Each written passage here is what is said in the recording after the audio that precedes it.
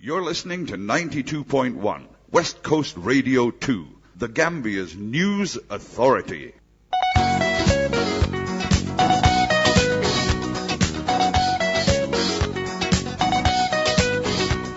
petit feu pour démarrer, une caresse pour décoller. Si tu veux te réchauffer, faut savoir bien biguiner.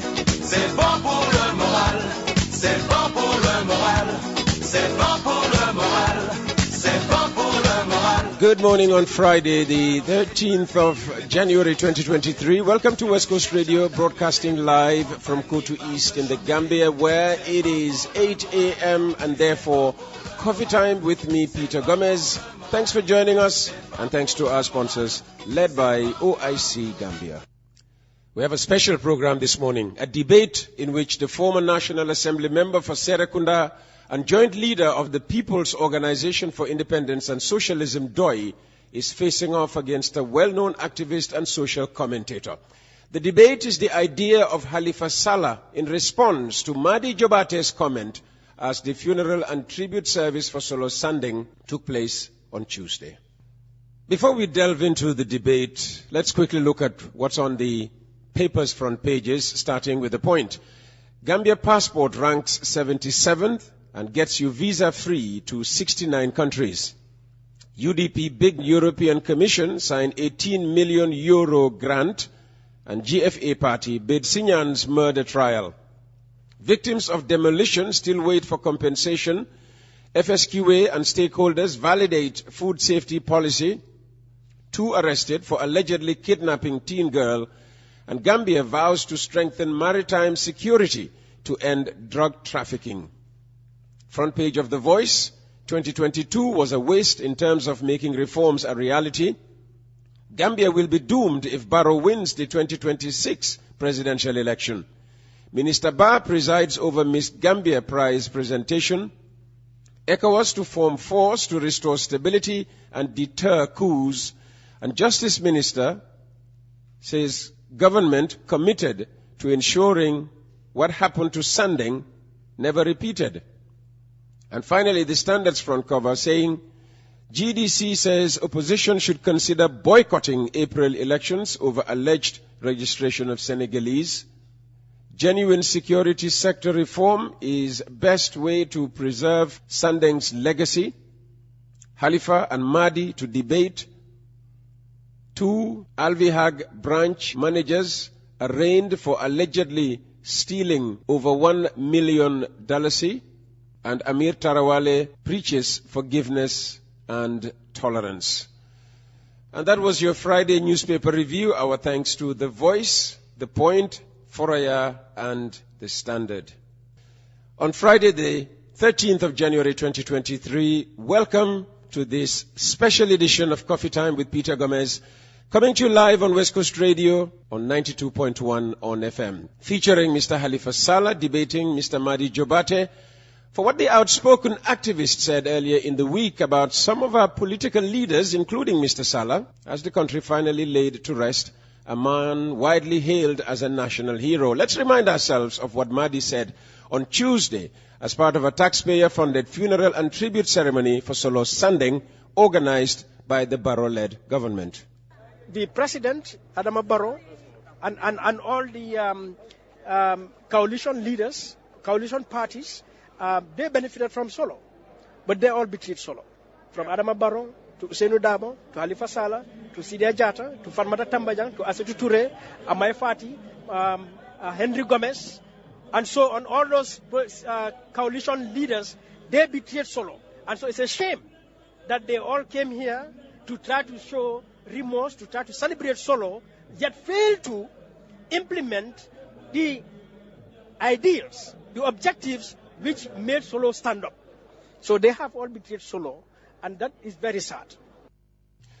Mr. Sallah, Mr. Jobarteh, welcome to West Coast Radio. And if I may start right away with you, Mr. Sallah, what is wrong with what we just heard there? What did Madi not get right to warrant this open debate to, I suppose, set the record straight as far as you're concerned? It is my conviction that criticism must be based on truth, good faith, and the public interest, because I am an elderly statesperson. People should criticize me, but based on truth, good faith, and the public interest.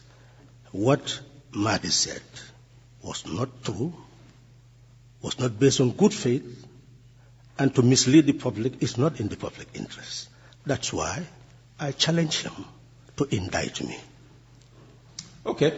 Madi, what is Mr. Sallah missing in what you were trying to make, the point you were trying to make, and what is that point to begin with? Yeah, to begin with, I think Mr. Sallah missed the very things, values that he expressed just now, because certainly I said the truth. Solo Sandeng rose up on April 14th. In his hands, I understand, had the Gopher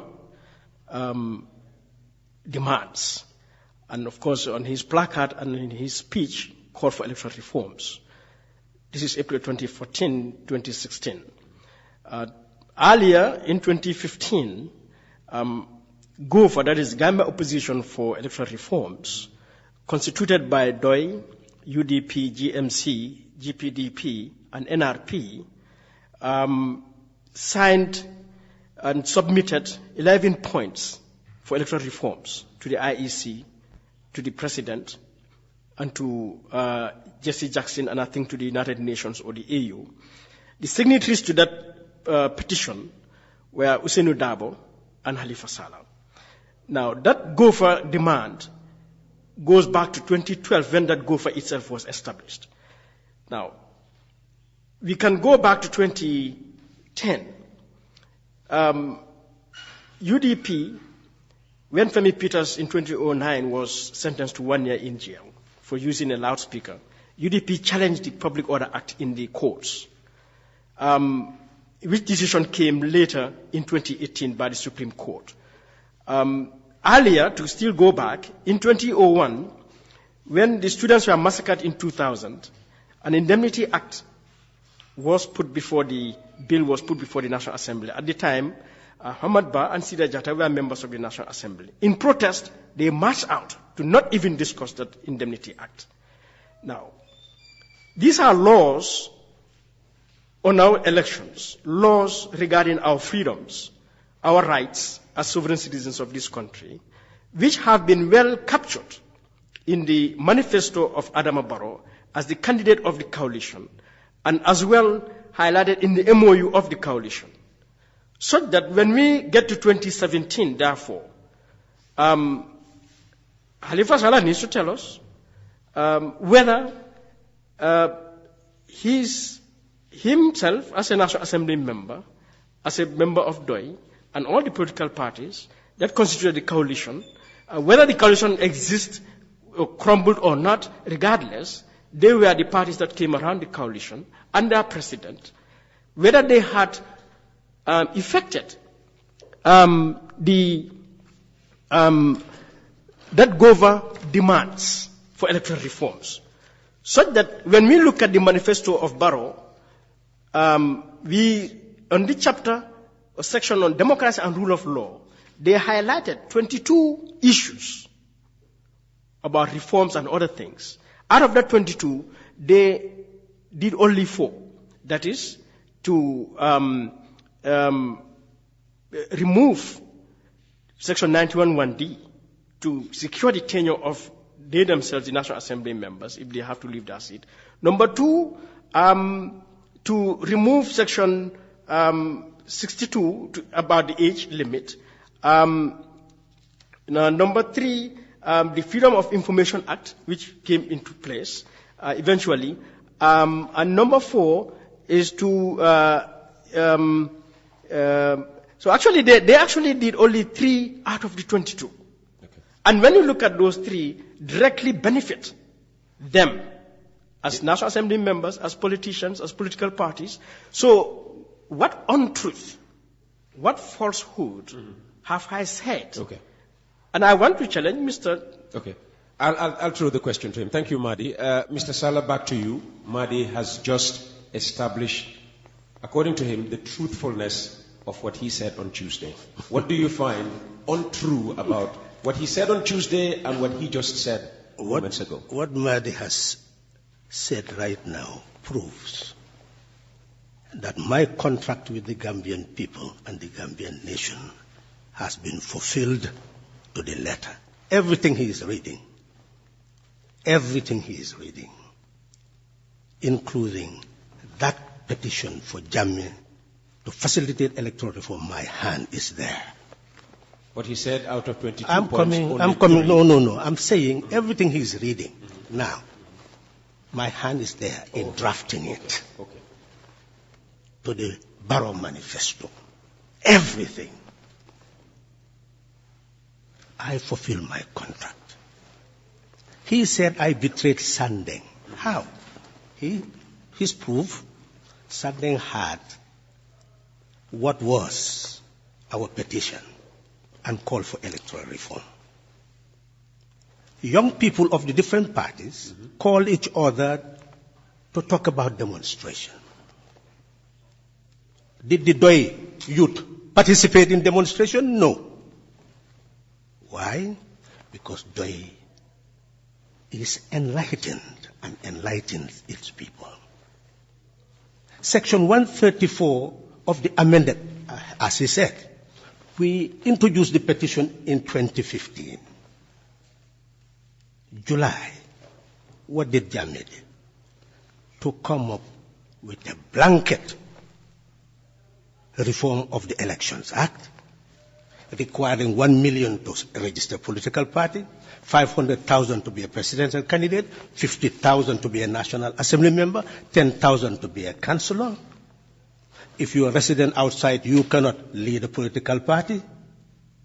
So essentially, he was making it impossible for political parties to function. Is that a positive response to our petition? No. So what was our option? 134 says that 6 months before elections, the Independent Electoral Commission must not engage in any significant change of the Elections Act.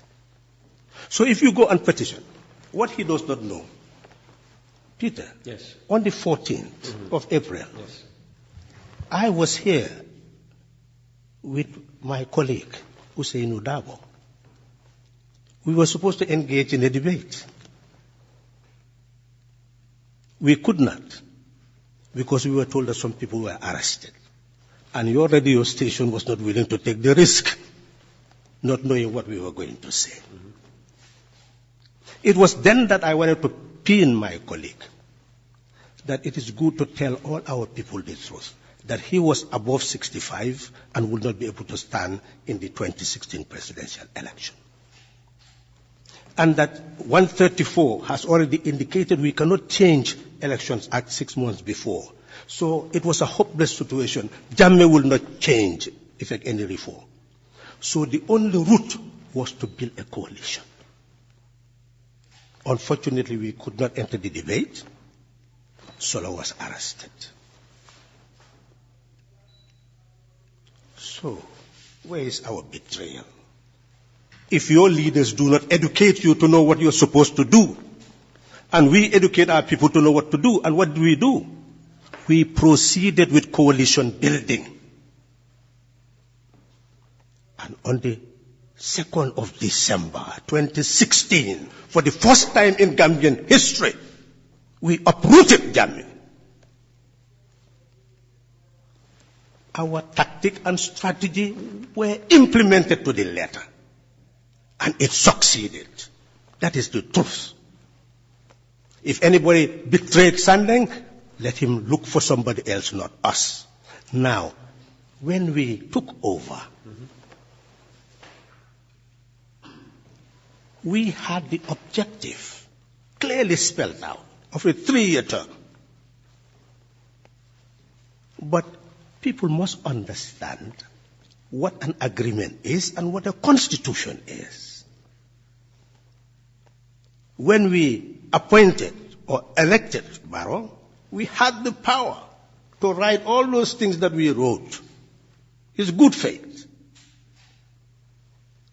But when Barrow took over, he took over as the executive president of the Gambia under the Constitution of the Gambia. Meaning what? He did not owe any allegiance to any coalition or anybody. He could have only done so in good faith. And we were trying to exploit good faith. But when he took over, all those who were around him encouraged him to build up the executive might of appointing and dismissing ministers at will. An elementary knowledge of our Constitution knows that it is cabinet that formulates policy. I had no power to formulate policy. It is the National Assembly that consider bills. We had 4 members in the National Assembly. Under the Constitution, you have to have simple majority, 2/3 majority in some portion, or 3/4 majority, such as changing the Constitution, before you can have any effect in the National Assembly. And let me educate him again. You see, they talk and talk and talk, and they don't understand the Constitution, they don't understand the laws. You see, let me just give you an example quickly, because we don't have the time. Sure, go ahead. There is an election bill currently. If you look at clause 147 of the election bill, it is in line with section 130 of the Elections Decree 1996, which states that if you want to stand as a candidate, National Assembly election, you must be granted leave of absence during the period of the election, and you return to your work. That's what the Elections Act 1996 says, 130. 147 clause 147 of the election bill, that's what it's saying. It wants to introduce that. But the Constitution, section 170, is saying that you must ask for 1 year leave without pay. Okay. So when these people, and you can see, we unlike Madi, you see, we've written, me and Sam, a whole analysis of the elections bill to guide the nation. So you see, you can effect the introduction of a bill. The National Assembly can, if they are inexperienced, even pass the bill. And then somebody will go to the Supreme Court and throw it in the dustbin, because it is against the provision of the Constitution. Okay. All right. Madi, back to... No, let me conclude. Okay. Let me conclude, just to show that he has no basis of argument. You see, for us, there was no basis of any of this reform. The primary thing was the constitutional reform. It was introduced. You were there, everybody heard. I told them that what they were doing was a long journey. They were not sincere. That the constitution that we were considering was not like 1996, when these people had suspended the 1970 constitution, and they can go into a spree to amend anything they want. 1997 constitution states very clearly that if you want to change it under section 226, you can only take 2 routes. The ones that could be changed by the National Assembly without a referendum, and the others that must be changed with a referendum. I said, if we want the journey to be short, let us blanket change those ones that we could change in the National Assembly, and then blanket take those ones to referendum. And this was a time when there was at least some understanding between the UDP. They were part of the government. It could have been easily done. They did not take that route. By the time they come again, their internal contradiction had built up. Some had been expunged from removed from the cabinet, and the National Assembly he's talking about was no longer a uniform body of a coalition. It was people elected on their party ticket, and they were operating on party lines. Thank you. Thank you, Mr. Sallah. Madi, Mr. Sallah saying that I get the point. all the 22 points actually... I get the point, and certainly Mr. Sallah can't educate me about the Constitution, with all due respect to him. And in this, I know the Constitution, and, as much as he does. And what he's presented so far, if anything, is an attempt to mislead me, which also he cannot do. You see, Peter, no one doubts to remove this dictatorship. There's no doubt about that. But this country is a civilized state, nation. We have a state, and the state has obligations. And officials in that state have obligations to perform by law. Now, Mr. Sallah, when we got to 2017, he said to the media that he does not wish to take a position in the cabinet, that he wants to go to the National Assembly. I can quote him. Fatu Network reported Halifa Sallah reveals intention to contest parliamentary elections on 27 February 2017. That we need to get the best National Assembly that acts as an oversight institution, holds the government accountable, and stands for the Gambian people. This is the assembly we want. So you see, the National Assembly has a purpose. National Assembly members have an obligation. He and his coalition members can argue here who did what and so on. As a citizen, as a sovereign citizen, what I know is Halifa Sallah, like Adama Barrow, and all elected and appointed public officials have a duty towards me to perform. And they have not performed that. Because the evidence is there. The Elections Act, regardless of how much summary or analysis is done, the Elections Act, 7 years is sitting in the National Assembly. It has not been done.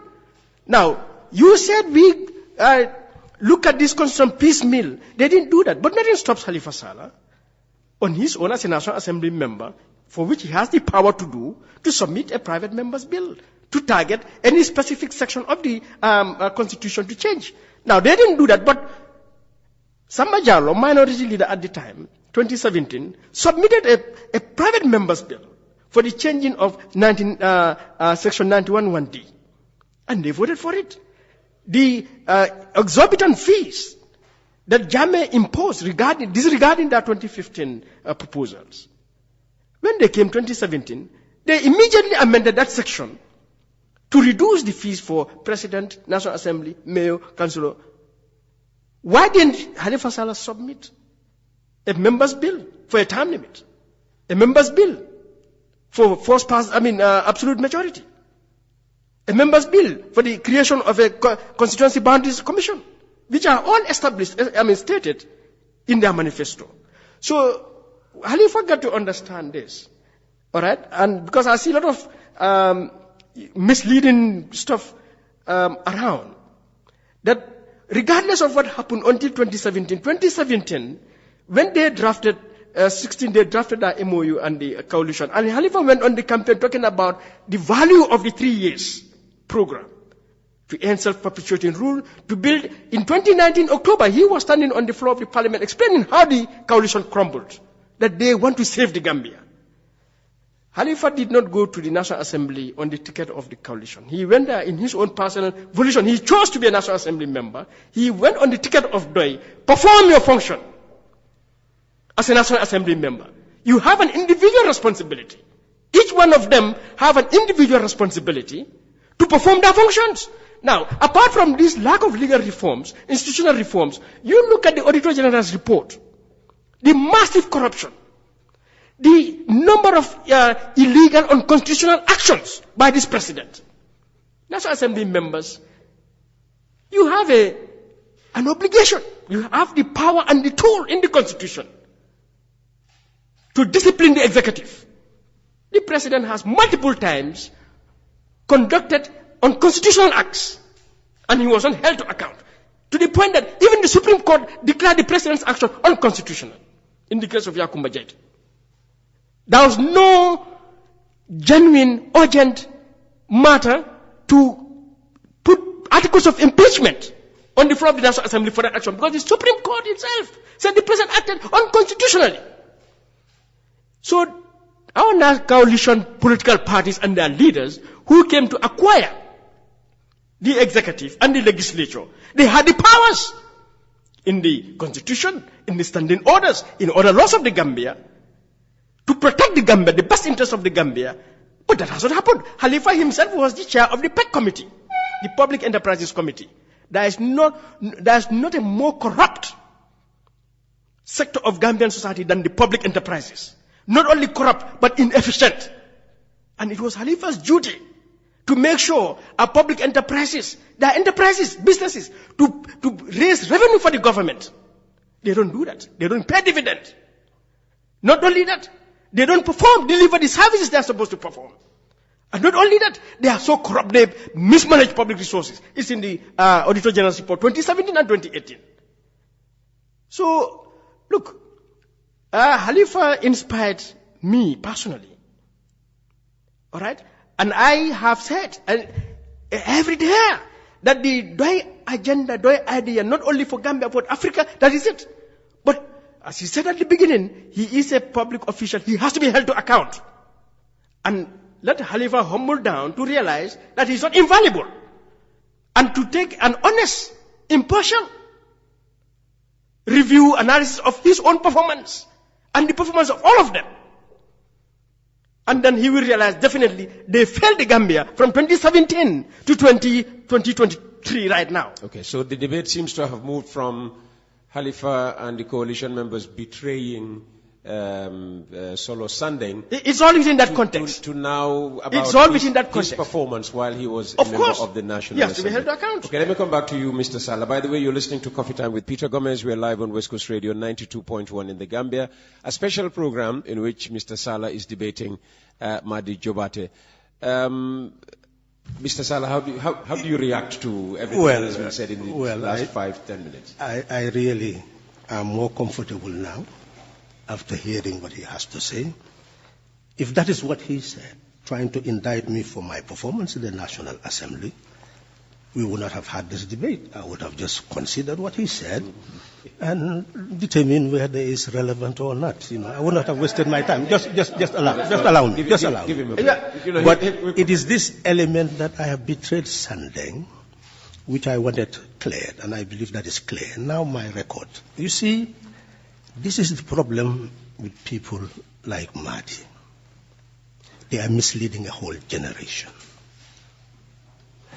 If you go to the United States now, you will discover that any sitting congressman, senator, will be followed for how you vote in that Congress, the views you express in that Congress. We're not talking about utopia. These people are talking about utopia. I can understand them, that I can go in the National Assembly, put private members' bill, they kick it out. I will be showing. That's Madi. Just show that you are doing something. I'm not made of that stuff. That's not me to go just to show. When I knew my constituency, we were only 4 in the National Assembly. We had no power in the National Assembly. And we knew who had power. And we knew their thinking. We knew their orientation. Just look at the Local Government Act when they aim to change that provision so that when you dismiss a person from a party, automatically you will not lose your seat in government. Clearly, that idea was complete separation of power, of party and state, and that's what should happen. A party helps a person to get to office. But once you are in office, you are a state official. So how can a party be allowed to remove a state official from office? It doesn't make sense. It's not a separation of party and state. But you can see the struggle in the National Assembly to amend that particular provision. That's the National Assembly we had. And he keep on repeating coalition. This was not a coalition National Assembly. He knows. The voting pattern in the National Assembly, he knows. There was nothing about coalition in that National Assembly. Everybody knows that. True, yeah. So it is Madi who is trying to throw dust in people's eyes. And he's the one who has been misleading himself and a whole generation. We didn't have a coalition. So essentially, and at the same time, you had an executive president who could even dismiss his vice president without giving any reasons and constitute his cabinet as he wished. My God. That is the executive. This was not coalition executive. So, Forget about the coalition. After Barrow assumed office, it was no longer in existence. He can judge me by my own performance. But I can tell him, if he goes to the record and examine what I said and what I did in every stage of deliberation in the National Assembly, my colleagues will know that I was an asset to the National Assembly and that I have contributed my quota to the best of my ability and, in fact, in the national interest. So, to me, I believe... But he says you didn't hold the SOEs, state-owned enterprises, to account as you should. Again, as chair of that particular... What the reality is that this was being broadcast. Our proceedings were being broadcast. As chair of the Public Enterprise Committee, he was hearing the broadcast. Who on earth will say that we did not hold them into account? The problem of those SOEs, you can see the backlog. If you know elementary auditing, if you don't close your account and then come up with the next account, how can we ever hold such an institution into account? Because nothing was current. We were dealing with history, and we were trying to move from history to currency. That was my role. And yes, he can criticize, but I feel I have done what I could do to the best of my ability to push those public enterprises into currency so that they can be properly held into account. But essentially, what they have also failed to realize is that the issue of corruption is fully under the control of the audit. What they don't know is that the Auditor General, even though you have external auditors, all of them were under the control of the Auditor General. And the Auditor General, under the Constitution, has full powers that wherever corruption emerges, to ensure that the police are involved in investigation and that action is taken. It is not the National Assembly that takes people to court. The National Assembly can make recommendations. And obviously, what I can say with Madi, as he has drifted into other issues, is that, well, it is legitimate to look at my record and feel that I have not done what he said you are not infallible. Did you ever claim infallibility? Well, I think what I said at the beginning makes it clear that if he was just criticizing, I will look at it. Whatever is of substance, I may consider. What is not of substance, we put it in the dustbin. Yeah, so Peter, we have no qualms. Definitely. First of all, to take great objection to Halifa's attempt to caricature me. Okay, I'm sorry. All right. Okay, let me. He's apologized. Let me apologize. I accept the apology. Okay. Now, moving forward. Moving forward, you see, again, misleading and dodging responsibility, giving excuses and blaming others is what Halifa has been presented. In the U.S., congressmen and women, they submit bills. There are bills, laws in the United States named after individuals, hence brought in law, for example. So, a National Assembly member, this is in the standing orders, it's in the Constitution that you have that obligation, that power to submit a bill. So there is nothing wrong to submit a bill, and it is not a showmanship. So, Halifa, the National Assembly has a purpose. Listening to you, I begin to wonder, then why did you go to the National Assembly?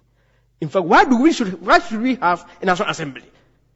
Therefore, because the National Assembly has our lives are in the hands of the National Assembly, practically. You have the powers.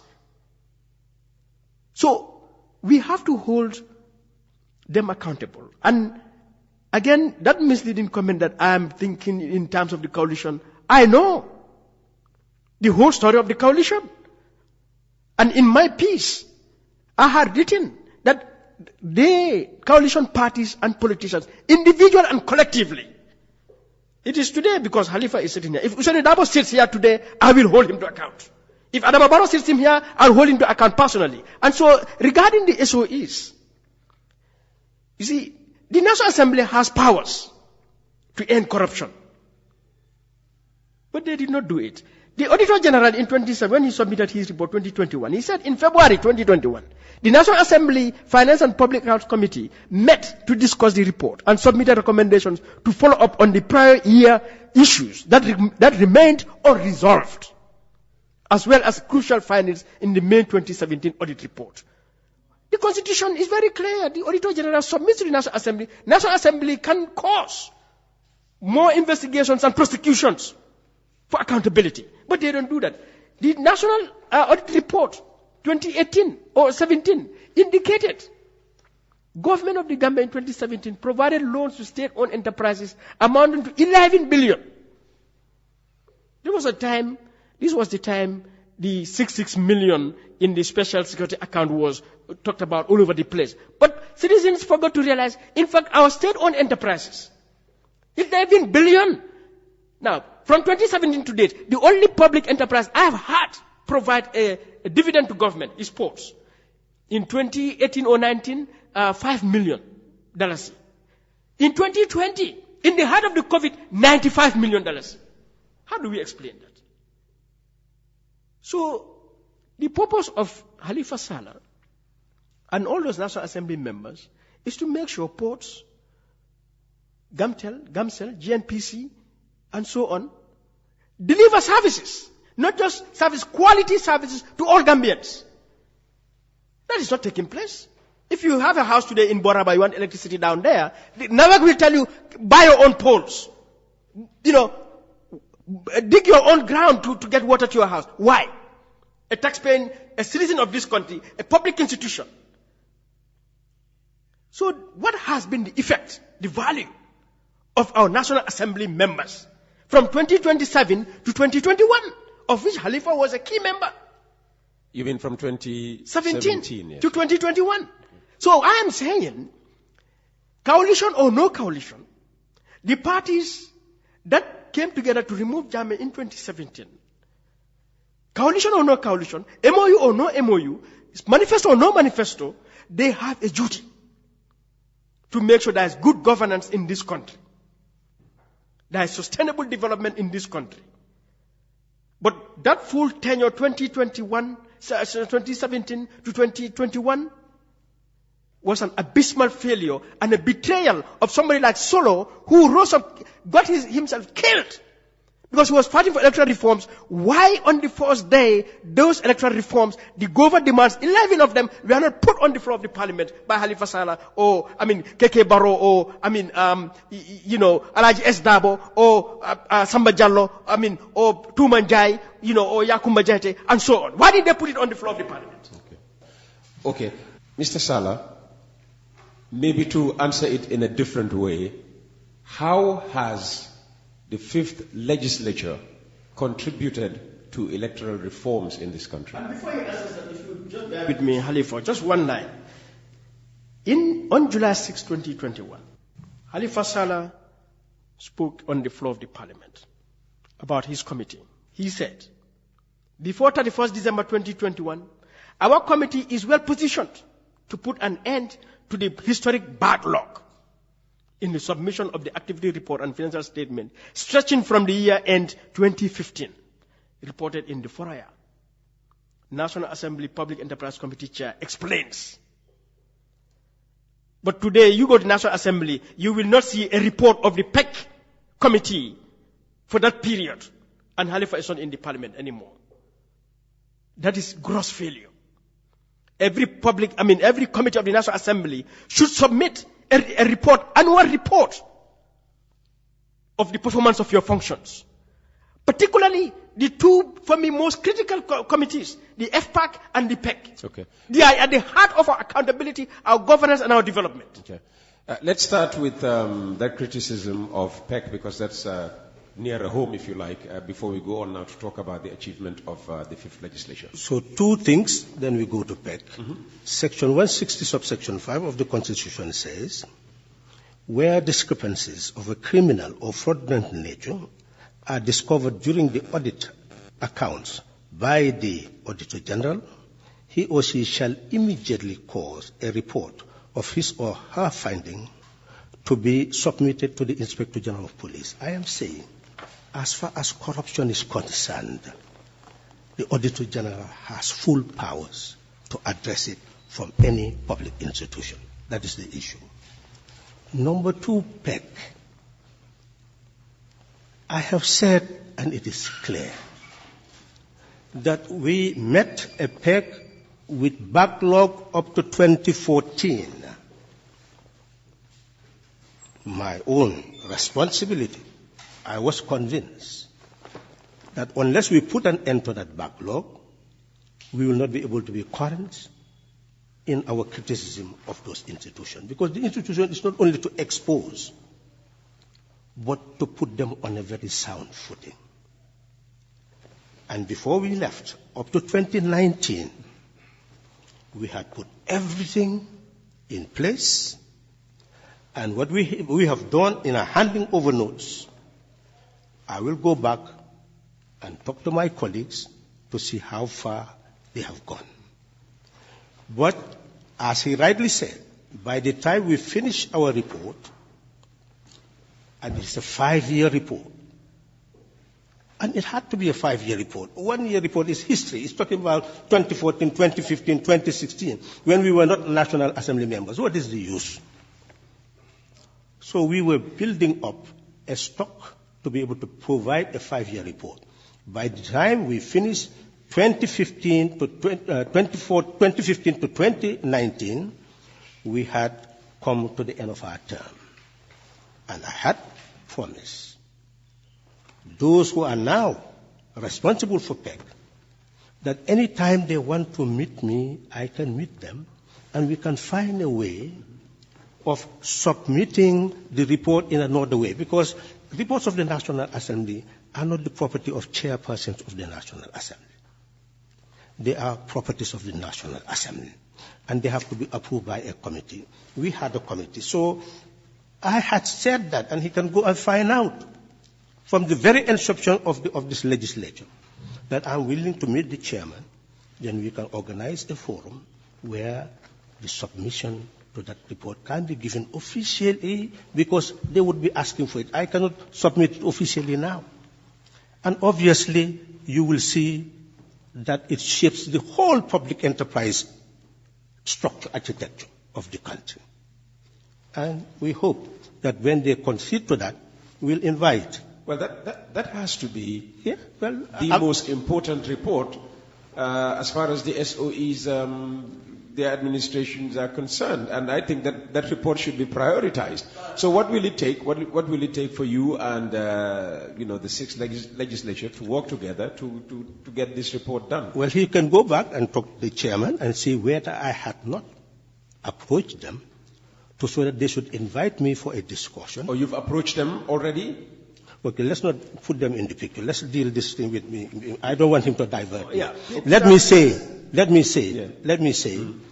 that I have no qualm in being taken to task on that matter. Okay. And the National Assembly is listening to me. The chairman is listening to me. They are people of good faith, and I am ready to cooperate with them so that we can at least carry out our national function. But what I'm emphasizing is how Madi continues to accuse me of betraying my function because I've not taken a bill in the National Assembly. I have said that I went to the National Assembly not to be an ordinary National Assembly member. I went there for a transformative agenda.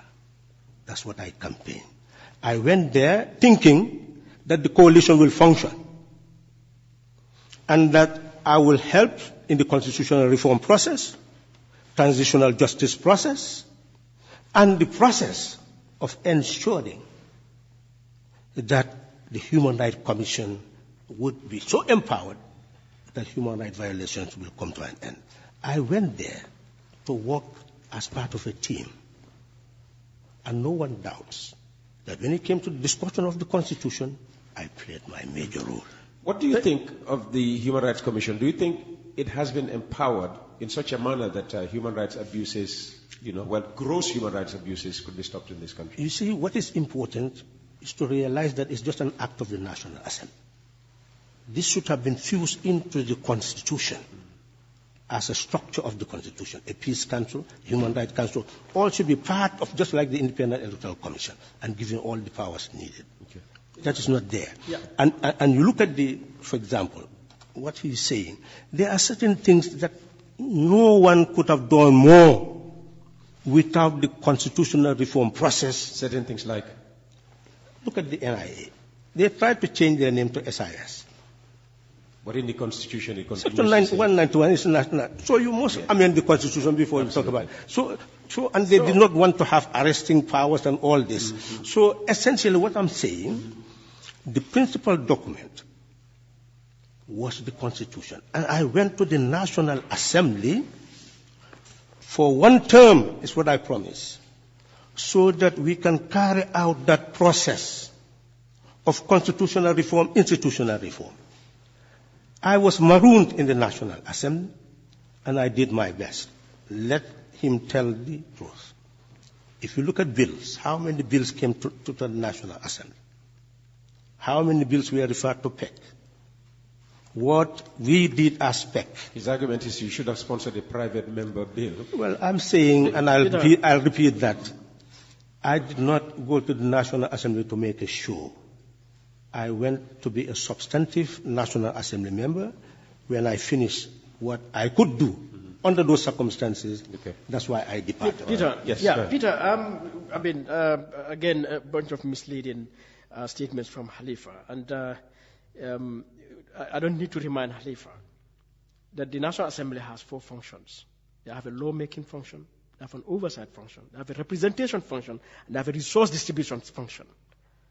So to equate presenting a bill as showmanship is a misleading comment, because that is a function of the National Assembly. So any function you perform of the National Assembly, you are not doing showmanship. No, Halifa. Could I clarify? No. I am not saying taking a private member's bill is showmanship. I am saying Halifa Sallah, who went to the National Assembly for substantive transformation of the nation, constitutional reform, would have been engaged in showmanship by taking a bill and saying, we want to term limit. Taking another bill, they say, I am saying Halifa Sallah, I'm not saying National Assembly members. I hope that was clear. I did not say that. I did not also say that. You said to put a bill before it's a showmanship for you, not for everyone, for you. Yes. So that's what I mean. So I'm not misleading anyone. And I don't misquote me too. I did not say that is your only purpose there, or you fail simply because you did not present a bill. That is one of your functions I said you failed to do, like many others also failed to do. But you failed in the very purpose you said took you there. That is transformation, or a transformative agenda. Because it is not just presenting bills, it's not just lawmaking. Your oversight functions to check the executive, to discipline the executive, to make sure public wealth is used for the public interest. That no one plunders public wealth. You failed in that responsibility. So you should have resigned, probably, before. So what could he have done that he hasn't done? He has failed to do the oversight. One, as chair of the PEC, Halifa should have received Auditor General's reports. He has received reports from public enterprises. He has seen lapses. He should have taken up those lapses, recommend either to the police or to some other authority for investigation. But he says that's the Auditor General's responsibility. No. The Auditor General submits to the National Assembly. The National Assembly, they review, and National Assembly is the supreme decision-making body in this country, Peter. So the National Assembly has, and they have done that in some instances, to refer matters to the police. National Assembly can do that. National Assembly, Halifa should have done that. That wasn't done. So he has allowed, therefore, SOEs to continue to plunder our wealth. Not to mention many other unconstitutional illegal acts of the executive, such as the supplementary appropriation bills, which are all unconstitutional, the declaration of state of emergency during the COVID, which were unconstitutional, the violation of those declarations by President Barrow at that time are not held to account. We saw in UK how the UK Parliament held to account their Prime Minister for violating a COVID restriction. So Halifa could have done a lot more. So that transformation he's talked about, he did not do that. The legal reforms, why? The government, they call it SIS. But this entire security sector reform, as a National Assembly member, he could put a motion on the floor of the parliament to tell the Minister of Interior, Minister of Justice, bring this act for review. The Police Act, the NIA Act, the Gambia Armed Forces Act, the Prisons Act, and so on.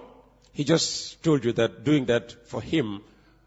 No, he is misleading that part because Halifa knows... Let me put it that he does not understand National Assembly procedures. Halifa, I understand nobody understands the National Assembly in this country more than me. Let me explain why. Let him explain. He says the National Assembly has powers to send somebody to this police station for corruption. Mm-hmm. I would want him to show me which section of the Constitution gives the National Assembly that power. Madi, can you? He will not be able to produce it. That's why he's just talking. Number two, National Assembly has committees. And it is the committees that are responsible for engaging the ministries and reviewing everything they are doing. Again, he's not informed. I'm part of the Defense and Security Committee. And all these institutions have already drafted their bills, draft bills on reforms of their legislative dimensions. So the security sector reform process has been monitored by that committee, and they engage the security forces on a continuous basis. One time they were all asked to come and submit all their strategic plans, all their laws for review.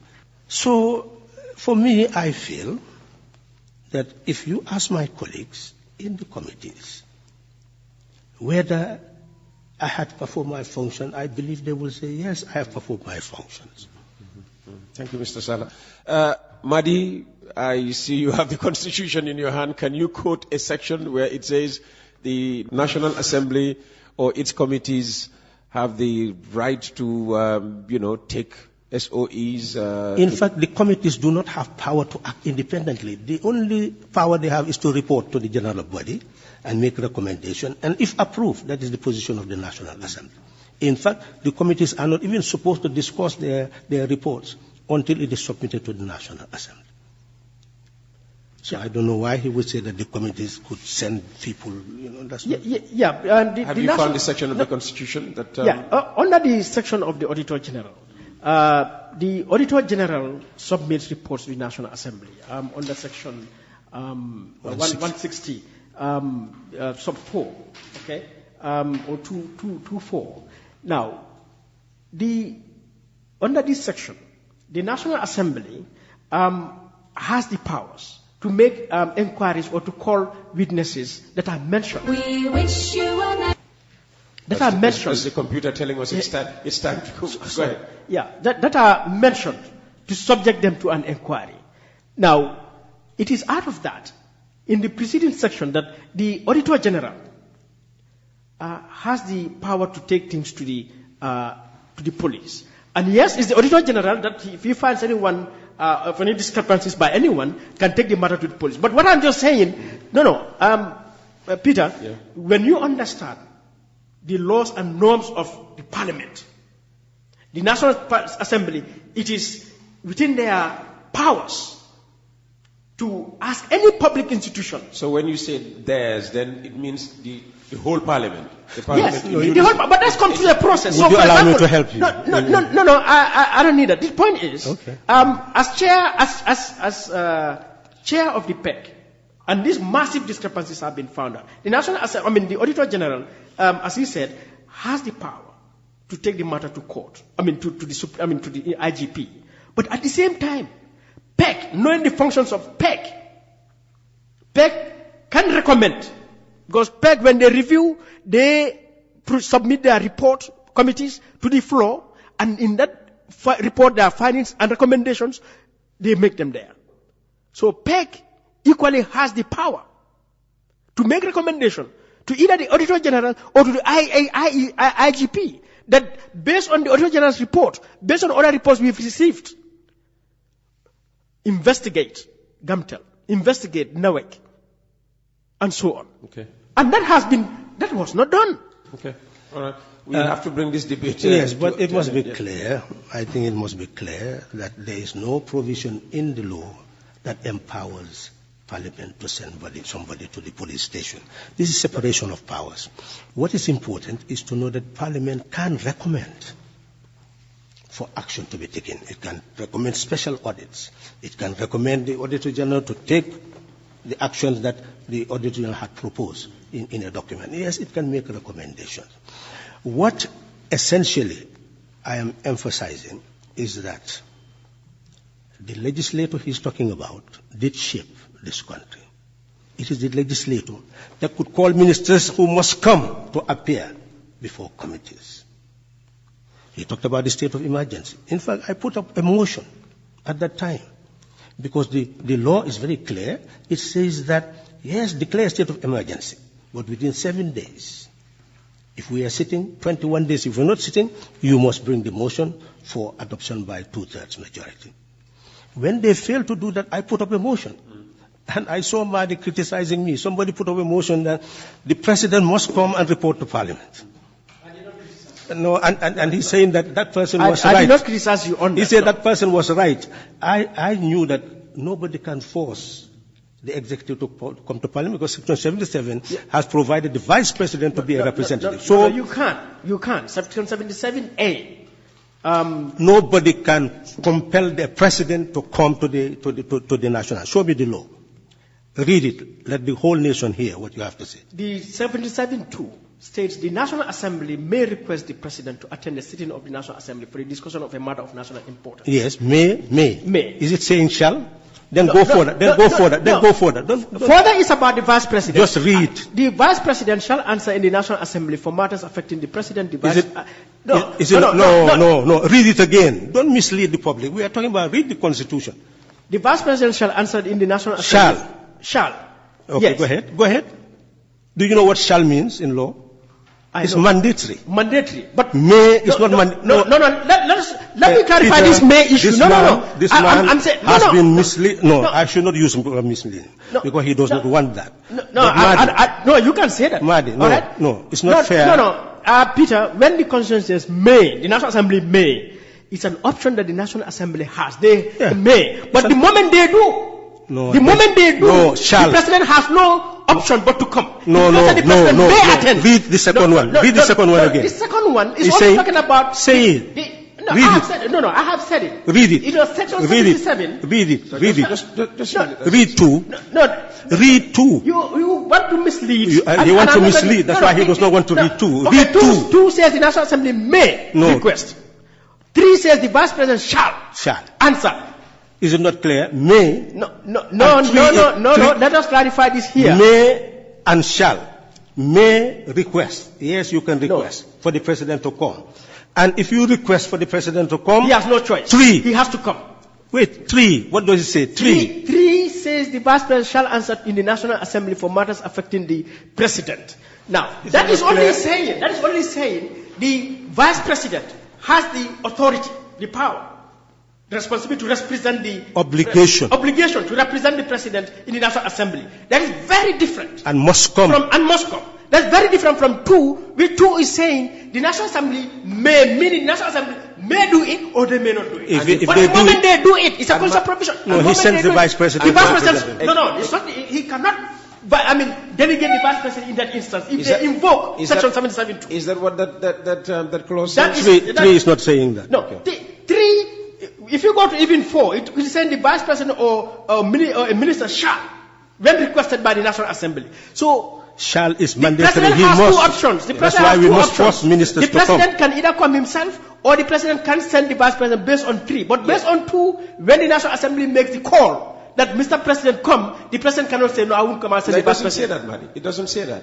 It gives the House the option to ask the President Yes, to come. And even after asking the President to come, it does not say because they have asked the President to come, he must come. The Assembly can insist that the President In fact, it comes. says it's the Vice President who should It doesn't represent. say The that. President is not a king. And Halifa knows democratic norms and values. Utopia again. All right? This is No, this is a republic. Utopia. No, I think this is a republic. You're not speaking the language of the law. It's good that okay. Let's not criticize Madi. No, criticize me. For being so enthusiastic and so vigorous in pursuing what is his principles. I respect him for that. I told him that several times. But essentially, I'm an elderly person with a gray hair. I cannot go back to that type of orientation where I can speak outside of laws, do things outside of what is reasonable and justifiable in a democratic society. Essentially, I think this convergence should continue on a new plane. We should not continue to attack each other or betraying anybody. Betrayal is a very serious word, especially a solemn occasion like an official burial ceremony for Sandeng. He's attacking us that we went there and we were hypocrites, sort of. But essentially, people went there because they felt what happened. Sandeng did not want to be a hero of anybody. Sandeng should not have died the way he did. The country is a republic. The duty of a republic is to protect the citizens. And the instrument of the state should be an instrument of protection, not instrument of coercion and oppression. Both of us will agree with that. So each of us should have indicted the state that existed and work to ensure that such a state is eradicated, that we put in its place a state that protects its citizens. I would tell him that I am not infallible. That's why I left the National Assembly, because I look at my constituency and see how it is rotting. And all I can do there in the National Assembly is to criticize, explain, call the minister to ask questions. For me, I know that unless we can build sovereign national wealth that can address the needs and aspirations of the people, we'll just be criticizing. But a state that depends entirely on law. Just imagine you are taking almost 12 billion just as grants and budget support. And what you contribute only in taxes maybe about 13 in your revenue is about 13 billion. And over 12 billion of that will be just tax. Only 1.5 billion will be something that is not non-tax. So we do not have a productive state. We can agree on that. We can do all the criticism we can, but that state can never deliver. That is why I stand for system change. In that National Assembly, I could not continue to repeat that over and over again, so I had to do productive things that serve the interests of the National Assembly, and I think they appreciated it. Thank you, Mr. Sallah. Very nice words to end with. Madi? Yeah, it's sad, Peter. This country is 50-something years old. The conditions in which our people live 58 this year is utterly unacceptable and inexcusable, and it is squarely because elected and appointed public officials have failed this country. Every day, especially on Tuesday, you bring public officials here, and they give narrative upon narrative, only to give us explanations and excuses, as we've just heard from Halifa. Yet our people continue to live in misery, in destitution, in poverty, and those public officials continue to live the life they live above us. And look, yeah, no, and this is the reality. This because man, he confirmed himself that his if I wanted to indict him whilst I was doing all the things to change 2016, this man was in Europe. Doing what I could do. What were you doing there? What were you doing there? No. That is a very unfair. That's a very unfair and a very dishonest criticism. I was facing. You were doing what you were doing. I could have died. And everyone was doing what they could do. For him, he was out there. Yes. It is this man now who is criticizing us for being disloyal. Let I'm him tell not us saying you are disloyal. I'm saying you have failed. Failing. What is failure? The country from 2017 to 2021 Madi, has elected and appointed you have not even served the country not to talk about failing a country. Fine. I am serving the country. I don't have to be elected to serve the country. I am serving the country. With words. Yes. Armchair. Yes. Well, words are powerful. Words change. That's okay. Words bring change. And you know that, Halifa. That is armchair activism. Well, I did not see you pick up arms. We went concretely to organize structures and change this country in 2016. I have built structures all my adult life. In schools, in communities, enlightening people, in public institutions. You are so I have done my part in this country. You are now proving and I'm so proud that you are an armchair activist because you are indicting people who concretely had proven that if I am an armchair activist, to you are serve no this more, country. You are equally an armchair politician. Because I have done the political education you have done. I have built structures in this country. I have gone on my own resources and in an official capacity. Okay. So, good luck. You are elected. I am holding you to account for your position in public service. All and you have to hold each and every. The young people of this country should tell Madi to give account where he was in 2016. I am ready for that debate by any young person on any platform, anytime. Where he was in 2015. Start asking him to give you account. You want to tell me every Gambian who was out of this country in 2016 therefore did not contribute anything? No, I have not said anything. I'm saying why should let the young people hold you into account when Jammeh was here. When Jammeh was here, what you Peter were Gomez doing is my witness. And how you were engaging Jammeh. I have confronted until Jammeh. The change occurred. I have confronted Jammeh. Peter Gomez is my witness. We were together at Radio Gambia. They sacked him 2 weeks. I resigned. Not to mention the many, protestations I did at Radio Gambia. Gentlemen, thank you very much for coming. I'm sure this debate will continue elsewhere. You've been listening to a special edition of Coffee Time with Peter Gomez featuring Mr. Halifa Sallah. Thank you very much for coming. And Mr. Madi Jobarteh, thank you very much for coming. And on that animated note, Coffee Time with Peter Gomez now takes a weekend break. The program will be back on Monday. Have a very nice week.